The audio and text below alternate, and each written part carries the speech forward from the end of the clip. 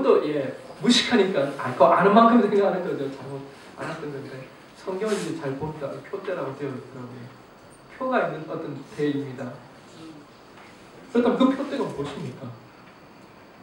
바로 그것은 목적지입니다. 다른 말로 하면 삶의 계획이라고 할 수 있습니다. 100m 달리기 하는 그 경주자가 있는데요. 그 경주자가 그렇게 힘있게 달려가는 목표지가 어디입니까? 저 멀리 있는, 한없이 멀리 있는 그곳입니까? 아니지 않습니다. 바로 정해져 있는 100m 뒤에 있는 그 결승선이 이 100m 달리기 선수가 가야 할 표대인 것입니다. 목표 없이 달리는 100m 경주자를 한번 상상해 보십시오, 여러분. 정말 우스운 일일 겁니다. 아니 오늘 내가 달린다고 한번 생각해 보십시오. 달리는데 내가 왔나? 안 왔나도 모르고 그만 달려야 되나? 계속 달려야 되나? 이러지도 저러지도 못하는 우스운 상황이 되는 것입니다.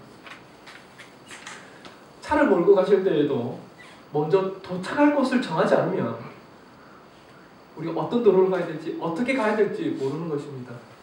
최소한 요즘은 그래도 길은 잘 찾아갈 수 있지 않습니까? 내비게이션이 있으니까. 하지만 내비게이션이 있어도 목적지가 없으면 방향이 없는 것이고 길이 없는 것입니다.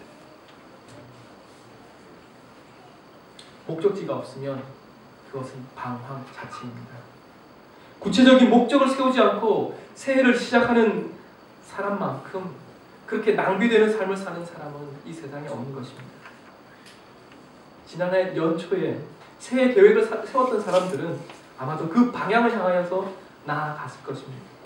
돈을 벌기로 계획했던 사람들은 계획을 세우지 않은 사람들보다는 분명히 돈을 벌었을 것입니다. 집을 장만하기로 했던 사람들은 그 계획에 좀 더 가까이 갔을 것이고, 또 영어를 향상하기로 계획했던 사람들에게 있어서 비슷하게 그것을 향하여 나아갔을 것입니다. 여러분, 구체적인 계획을 한번 세워보실 수 있으면 좋겠습니다. 예를 들자면 영어 공부에 예를 들자면 토익 몇 점이다, 아니면 오픽 어느 등급까지 내가 한번 받아보겠다 등등 말입니다. 그래야지만 그 방향으로 우리의 삶이 나아가지게 되는 것입니다. 그런데 오늘 우리의 계획은, 오늘 이곳에 있는 우리 모두의 계획은 그런 단기간의 작은 것에만 매여 있을 수가 없습니다. 보다 높고 근본적인 것에 우리의 목표를 두어야 하는 것입니다.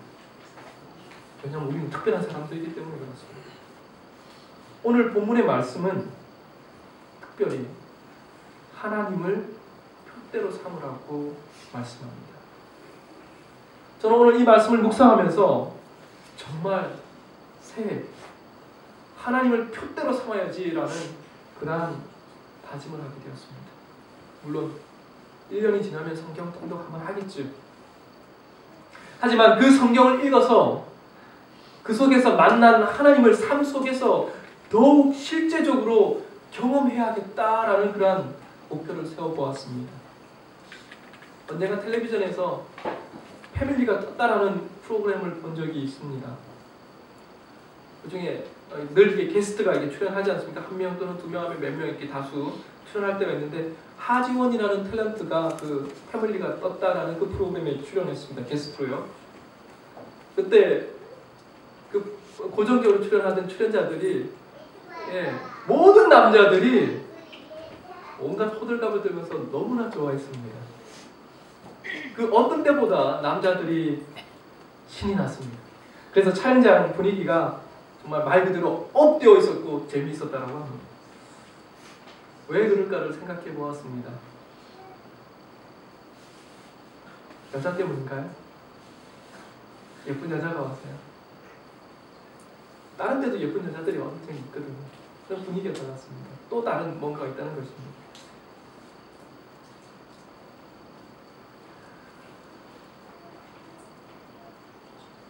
하지원이라는 배우가 보여주었던 태도에 있었습니다. 그때 이제 TV를 보다가 중간중간 나왔던 이 자막이 있었는데, 그 그때 이런 장면이 있었습니다. 리액션의 여왕. 예, 어떤 게 들어오면 다시 내가 그것에 대해서 액션을 취해주는 거, 리액션 해주는 거. 이 하지원이 그걸 잘해줬던 겁니다. 누군가 얘기했는데 그게 대해서 반응을 안 하면 딱 끝나지 않습니까?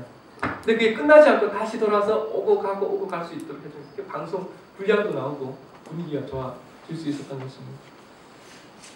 상대방이 아무리 사소한 것이라도 너무 반응을 잘해주었습니다. 작은 유머에 대해서는 배를 움켜잡고 그렇게 웃었고요. 또 게임을 할 때도 아주 신나게 그렇게 반응을 해주었습니다.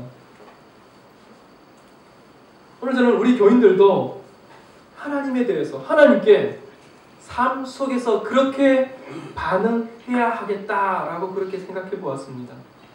또한 저도 그렇게 하나님께 작은 생활 속에서 그것에 대해 적극적으로 반응해야겠다 그렇게 생각을 하게 되었습니다.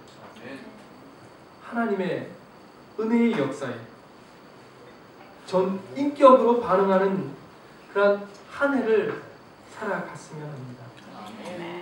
일상생활 속에서 하나님께서 세심한 사랑으로 베풀어 주시는 그러한 것들을 그저 아무것도 아닌 것처럼 무덤덤하게 그렇게 지나치지 않을 것입니다. 모든 사람에게 내려주는 햇빛은 우리의 영혼에 내리시는 하나님의 따뜻한 손길입니다. 그리고 꽃들은 이 앞에도 꽃이 있는데 이 꽃들은 하나님께서 우리에게 주시는 미소이고 또 향기입니다. 늘 보는 그 새들은 하나님께서 우리를 향해 들려주시고 불러주시는 노래입니다. 인생의 길목에서 만나는 많은 사람들은 우리를 축복하기 위하여 그리고 한편으로는 연단하기 위해서 보내시는 하나님의 특별한 선물인 것입니다. 길 모퉁이를 돌아갈 때마다 또는 횡단보도에 서거나 차를 타고 갈 때나 어떤 삶의 순간도 하나님께서 우리에게 축복을 담아 건네시려는 소중한 은총의 시간들인 것입니다. 그 순간순간들에 그 때마다 다가오시는 하나님의 사인에 대해서 예민하게 반응하시며 살아가시는 한 해의 삶을 살아야겠다고 그렇게 결심해 보았습니다. 그 생각만으로도 가슴이 벅차고 기대가 가득해지는 것입니다. 월트 디즈니 다 잘 알고 계시죠? 그는 전 세계 사람들이 인식할 수 있는 독특하고 탁월한 성공을 거둔 그런 사람입니다. 그가 이렇게 고백했습니다.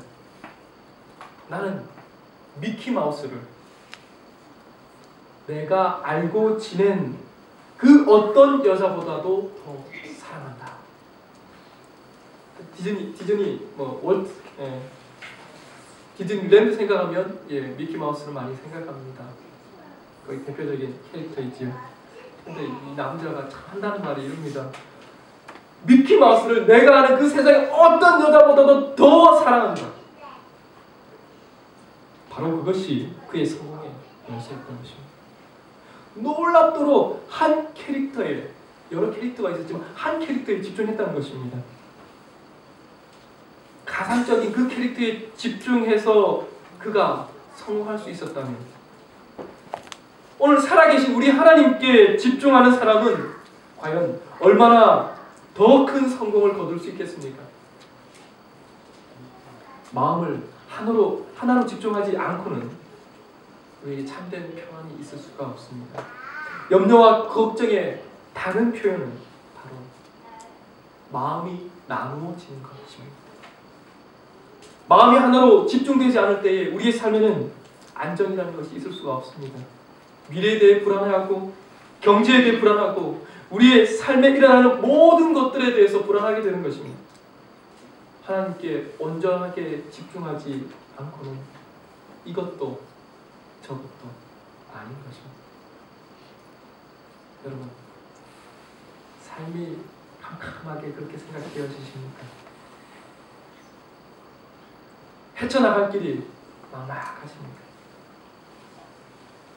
하나님이 빠진 삶은 그것이 사실입니다. 그러나 하나님이 함께하면 그 스토리가 달라지게 되는 것입니다. 하나님은 이 세상의 어떤 빛보다 더 밝은, 최고로 밝은 빛이십니다. 그분이 열 수 없는 문이 있던가요?